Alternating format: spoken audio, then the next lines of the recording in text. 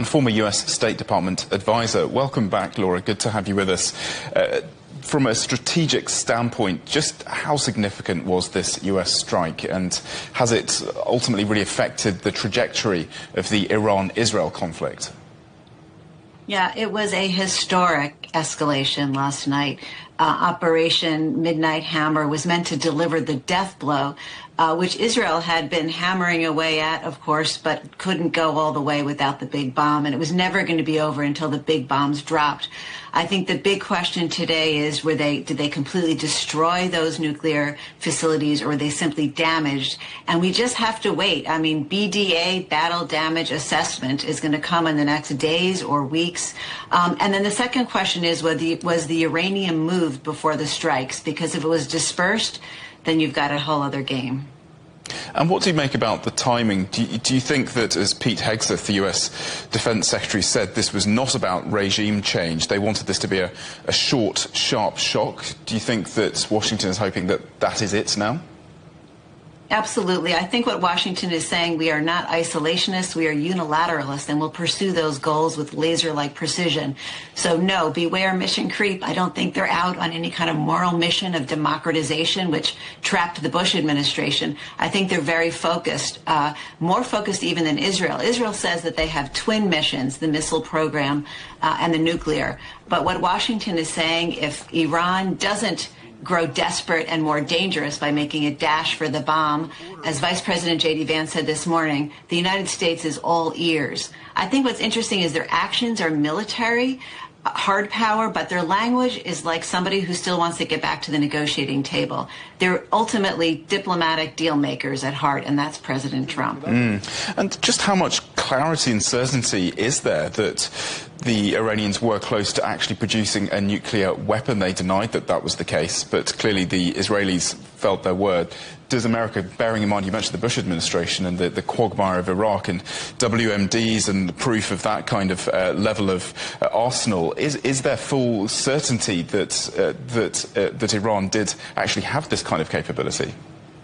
Such an important question for all Americans, and we're certainly anxious to understand what is the reality there. I think that the way these intelligence assessments are written is meant to be interpreted by policymakers. So the intelligence community delivers up a set of facts, and they can be spun like everything else out there in different ways depending on how you use them. The only truth that mattered here today, though, was President Trump's, and he felt that that this was, if not a preemptive strike, then certainly a preventative one, that the threat was imminent and the time to go is now. And just how credible is the threat from Iran that it will massively retaliate? What kind of capabilities do they have now, and how much might they disrupt or even close the Strait of Hormuz?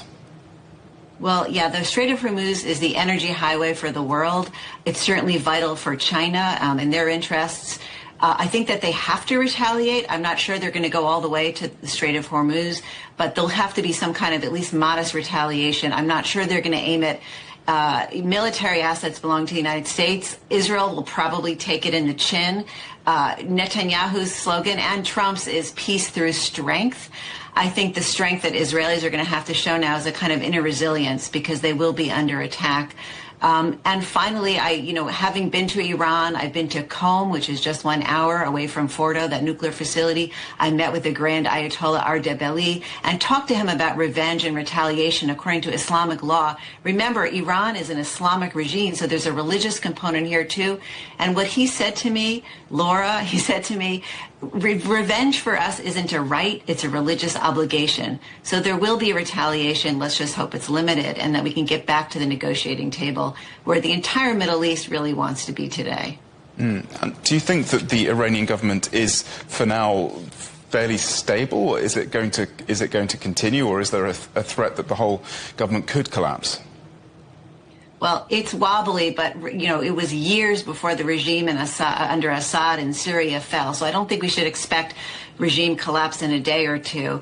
I think one thing that's sort of tragic here is that apparently there was a back-channel effort of last-ditch negotiations for diplomacy through Erdogan in Turkey, the leader of Turkey, to reach Khamenei, Iran's supreme leader, but he was hiding in a bunker and couldn't be reached. So I think part of this is communication. Whoever is left standing could potentially drink the poison chalice. That's the language that they used, that the leaders of Iran used to end the Iran-Iraq war, because at the end of the day, what they prioritized was regime stability and that they could live to fight another day. So if Khamenei chooses that, then again, this could all be very limited and we get back to negotiations, and Trump focuses on his number one priority, which is the economy.